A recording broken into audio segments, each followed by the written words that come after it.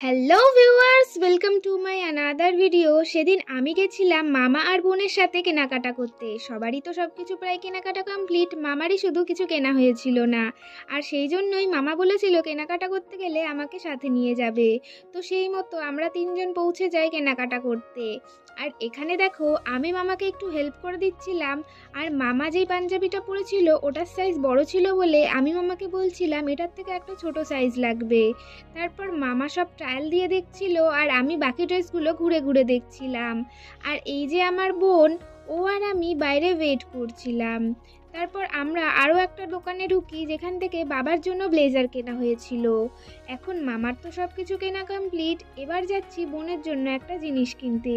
বোন বলেছিল একটা ব্যাগ কিনবে, তো সেখানেই এখন আমরা যাচ্ছি। আর দেখো, এই দোকানটা থেকেই বোনের জন্য ব্যাগ কেনা হয়েছিল। তারপর রাতের খাবার কিনে উঠে পড়ি সোজা টোটোতে। এখান থেকে আমরা সোজা যাব আমাদের বাড়ি, তারপর ওখান থেকে মামারা চলে যাবে। তো আজকের ভিডিওটা এইটুকু, দেখা হচ্ছে নেক্সট কোনো ভিডিওতে। ভিডিওটা ভালো লাগলে লাইক কমেন্ট করো। Bye bye.